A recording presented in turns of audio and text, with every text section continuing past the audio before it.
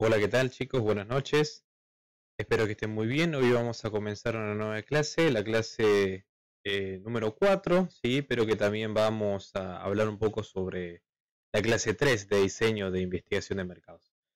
Mayoritariamente vamos a enfocarnos en el diseño, no tanto en métodos de recolección de datos, porque en esta misma diapositiva vamos a encontrarnos con algunos de estos métodos de recolección y los vamos a profundizar, no a lo mejor en su extensión, ¿sí? Ya que considero que en los archivos Word se queda muy bien explayado, así que bueno, este, por empezar, bueno, podríamos mencionar de que esta investigación de mercado es una herramienta que es esencial para la toma de decisiones empresariales o organizacionales, ¿no?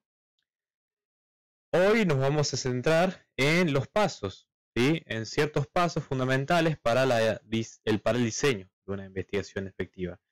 Comenzando, obviamente, por comprender la distinción clave entre dos enfoques de investigación, la cuantitativa y la cualitativa. La elección entre estos enfoques depende de nuestros objetivos de investigación y del tipo de información que busquemos, ¿no? Por su parte, la investigación cuantitativa, ¿sí? En este primer lugar podemos explorar que hay una amplia abordación, ¿sí? Nos enfocamos en la recopilación de datos numéricos y en la recopilación de estadísticas.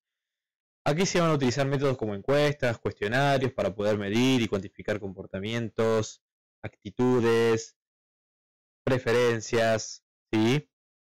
Y en esa investigación cuantitativa nosotros vamos a poder emplear métodos que se centran en la recopilación y análisis de datos numéricos.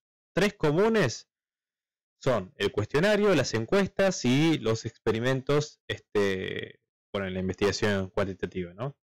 Por el lado de los cuestionarios, vamos a utilizar cuestionarios estructurados con preguntas cerradas para poder obtener respuestas cuantificables. Y esto nos va a permitir poder medir comportamientos, preferencias y también actitudes de manera mucho más práctica. Por el lado de las encuestas, vamos a realizarlas para poder recopilar datos de una muestra representativa de la población objetivo. Las encuestas pueden ser administradas en línea, en teléfono, o sea, por teléfono o en persona, y nos van a proporcionar estadísticas sólidas para poder tomar decisiones informadas. Y por el lado de los experimentos, vamos a manipular o podríamos llegar a manipular variables que sean controladas y donde nosotros observemos cómo éstas afectan a un grupo de estudio.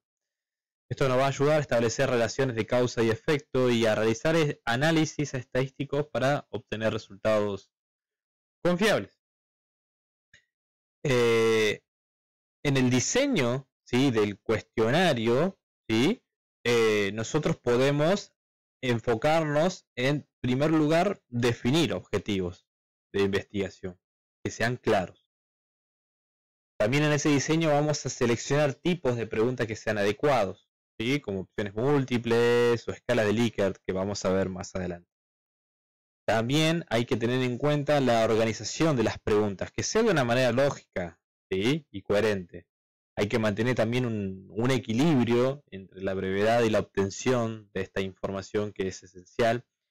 Y también tenemos que considerar evitar preguntas tendenciosas o ambiguas que puedan sesgar las respuestas. No es lo que buscamos.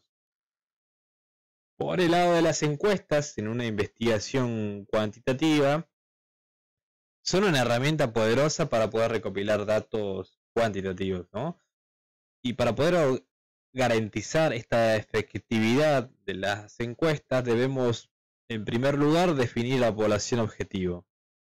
En segundo lugar, seleccionar una muestra que sea representativa. La vamos a ver a continuación. En tercer lugar, diseñar preguntas que se alineen con los objetivos de la investigación. Y por último, administrar la encuesta de una manera que sea consistente, ¿sí?, y recopilar los datos de una manera confiable. Y por cuenta de los experimentos en la investigación cuantitativa, estas nos permiten, mejor dicho, controlar, como habíamos dicho, variables que sean propicias para poder ser controladas y establecer relaciones causa-efecto. Y al realizar experimentos en la investigación cuantitativa, es crucial para nosotros que podamos definir claramente estas variables, que sean independientes y dependientes, las variables independientes y dependientes por otro lado. También hay que seleccionar grupos de control y grupos experimentales. Hay que aplicar manipulación de manera precisa y después recopilar los datos de una manera sistemática para poder analizarlos y obtener las conclusiones válidas. Por el lado de la investigación cualitativa, y ahora cambiando un poco de marcha hacia la investigación cualitativa, aquí vamos a poder comprender experiencias y opiniones y hasta emociones.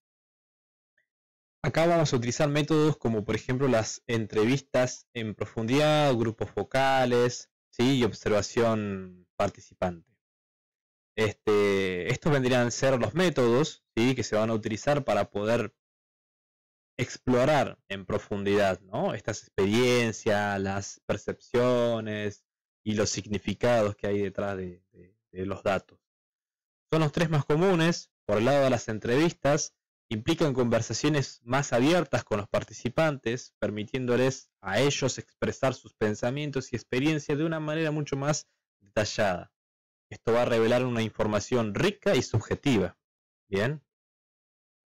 Por el lado de los grupos focales, se van a reunir participantes en un entorno grupal que sea moderado para poder discutir temas específicos. Esto va a fomentar el intercambio de ideas y revela percepciones compartidas y divergentes. Y por el lado de las observaciones participantes, ¿sí? El investigador va a integrarse al entorno y a la cultura que tenga el grupo. Esto le va a proporcionar una visión que sea mucho más inmersiva y profunda, ¿sí? De las dinámicas y los comportamientos que tenga el mismo. Estos métodos cualitativos son esenciales para poder comprender la complejidad de las experiencias humanas y obtener una perspectiva mucho más rica en la investigación. Ahora bien, en cuanto a la selección de la muestra, ¿sí? Independientemente del enfoque, la selección es crucial. La selección de la muestra es esencial porque afecta directamente la calidad de los resultados de la investigación. Una muestra representativa permite generalizar hallazgos a toda la población, ahorra tiempo y recursos, y también mejora la validez de nuestra investigación, o de la investigación en sí. Hay distintos tipos de muestras. Hay muestras como por ejemplo la muestra aleatoria simple, donde cada individuo tiene una igual probabilidad de ser seleccionado. Es ideal para investigaciones de representatividad. En cuanto a la muestra estratificada, va a dividir la población en grupos homogéneos, estratos, ¿bien? Esos serían los estratos, los grupos homogéneos. Y toma muestras aleatorias simples de cada una de ellas. Bien. En cuanto a la muestra por conglomerados, vamos a dividir a la población en grupos heterogéneos, ¿sí? Y vamos a seleccionar aleatoriamente algunos conglomerados para poderlos estudiar, ¿no? La muestra sistemática, seleccionamos elementos cada késsimos de una lista ordenada.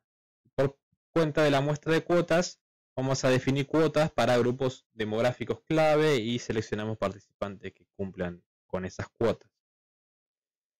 No nos vamos a olvidar también del tamaño de la muestra, ¿no? Es una parte importante y sobre todo responder a la pregunta el cómo vamos a determinar cuántos participantes vamos a necesitar en nuestra muestra, ¿no? Cómo vamos a llegar a lo que consideramos muestra de nuestra población. Determinar este tamaño es crucial para poder obtener resultados confiables en nuestra investigación. La determinación del tamaño se basa en distintos factores, como por ejemplo el nivel de confianza, el margen de error, la variabilidad de la población, la técnica del muestreo, el nivel de significación estadística y los recursos disponibles. Por el lado del nivel de la confianza, este valor generalmente denotado como alfa representa la probabilidad de que los resultados de la muestra sean representativos. El nivel de confianza comúnmente utilizado es el 95%, lo que significa que hay un 95% de probabilidad, de que los resultados sean precisos. Luego también hay un margen de error, ¿sí? Donde esta misma nos indica la cantidad máxima de error permitida en las estimaciones basadas de nuestra muestra. Se expresa como un porcentaje. Por ejemplo, si nosotros elegimos un margen de error del 5%, nuestros resultados van a poder variar en un máximo del 5% con respecto a la población real. Bien, por el lado del factor de la variabilidad de la población, la variabilidad de la población objetivo también influye en nuestro tamaño, ¿sí? Una población mucho más variable puede requerir una muestra mucho más grande para poder obtener resultados precisos.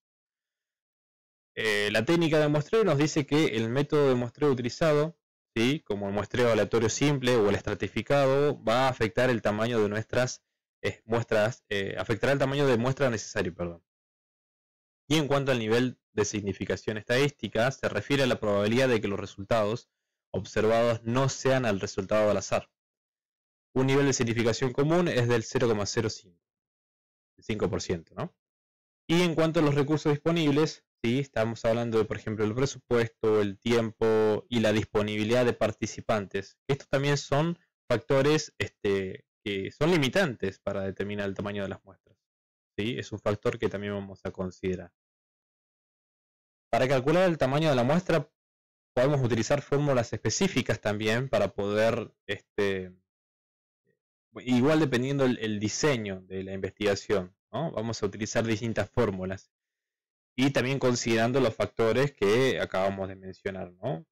Las fórmulas más comunes pueden incluir la distribución normal, la fórmula de la distribución binomial, la fórmula de Couchard para muestreo aleatorio simple, y en general, a medida que aumentamos el nivel de confianza, ¿sí?, y reducimos el margen de error, vamos a necesitar una muestra mucho más grande. Ahora, en cuanto al diseño del cuestionario, es importante tener en cuenta las siguientes consideraciones. Por un lado, los objetivos de la investigación. El cuestionario debe estar diseñado para poder responder las preguntas de investigación planteadas previamente y debe contener preguntas que sean relevantes para los objetivos de la investigación. Los tipos de preguntas. El cuestionario debe tener o puede contener preguntas abiertas, cerradas, mixtas, de opciones múltiples. Estas las vamos a ver con detenimiento a continuación, entre otras. Es importante también elegir el tipo de pregunta que sea adecuado para obtener la información deseada o buscada, ¿no? Luego, otra consideración es el orden y la estructura de las preguntas. Las preguntas deben estar organizadas en un orden lógico y coherente y deben ser fáciles de entender para los participantes. Es recomendable también comenzar con preguntas generales y luego ir avanzando hacia preguntas mucho más específicas. La longitud del cuestionario, ¿sí?, no debe ser demasiado largo ni demasiado corto. Si es demasiado largo, los participantes van a aburrirse o cansarse y abandonar nuestra encuesta. Y si es demasiado corto, es posible que no se obtenga toda la información necesaria. La reacción tiene que ser clara y concisa. Las preguntas tienen que poder evitar cualquier tipo de sesgo o influencia que pueda afectar la respuesta de los participantes, ¿no? Por ejemplo, una pregunta como ¿está de acuerdo con la política del gobierno actual? Puede ser percibida como tendenciosa, mientras que ¿cuál es su opinión sobre la política del gobierno actual? Es una pregunta mucho más neutral. Bien. Es importante también considerar el idioma y el nivel de la lectura de los participantes. El cuestionario debe estar redactado en un lenguaje que sea claro y accesible para la población objetivo, evitando términos técnicos o jergas especializadas que puedan ser difíciles de entender. Y por último, es fundamental prever la existencia de preguntas de control o filtro. Estas preguntas permiten identificar a los participantes que no cumplen con los criterios de inclusión en un estudio, o aquellos que no están proporcionando información precisa o confiable. Por ejemplo, en un estudio sobre hábitos de consumo de alimentos se podría incluir una pregunta de control que pregunte si el participante es vegetariano o vegano, ¿no? Esa sería nuestra pregunta filtro o de control.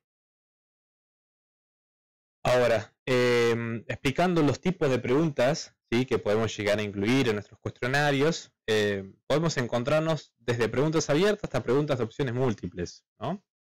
Veamos algunas de ellas. Las preguntas abiertas, ¿cuándo las vamos a usar? ¿No? Las preguntas abiertas se utilizan cuando se deben obtener, o se desea, mejor dicho, obtener respuestas detalladas y en profundidad de los encuestados. Son ideales para poder recopilar información cualitativa y permiten a los participantes poder expresar sus opiniones, experiencias y pensamientos en sus propias palabras.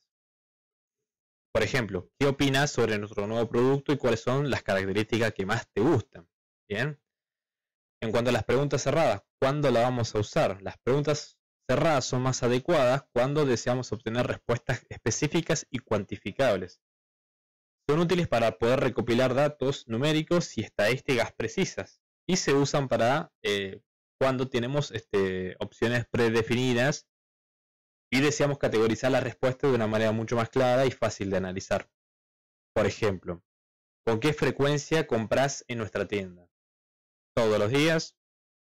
¿Una vez a la semana? ¿Varias veces al mes? ¿U ocasionalmente nunca? Y por último, las preguntas de opciones múltiples. ¿Cuándo se usan? Son útiles cuando nosotros queremos proporcionar a los encuestados una variedad de opciones para elegir. Son una forma eficaz de medir preferencias, opiniones o comportamientos sin requerir respuestas abiertas. Las podemos utilizar cuando tenemos un conjunto limitado de opciones relevantes para nuestra investigación. Como por ejemplo, ¿cuál de los siguientes factores influye más en tu decisión de compra en línea? Selecciona una o más opciones. A, precio. B, calidad de producto. C, opiniones de otros clientes. D, facilidad del uso del sitio web. E, variedad de productos. F, otros. Entre paréntesis, por ejemplo, especificar, ¿no? En conclusión, podríamos mencionar que el diseño de investigación de mercados es una parte fundamental para poder tomar decisiones de una manera efectiva en el mundo empresarial y en el mundo del marketing. Espero que esta clase le haya sido de utilidad. Nos estamos viendo en otra oportunidad. Hasta luego.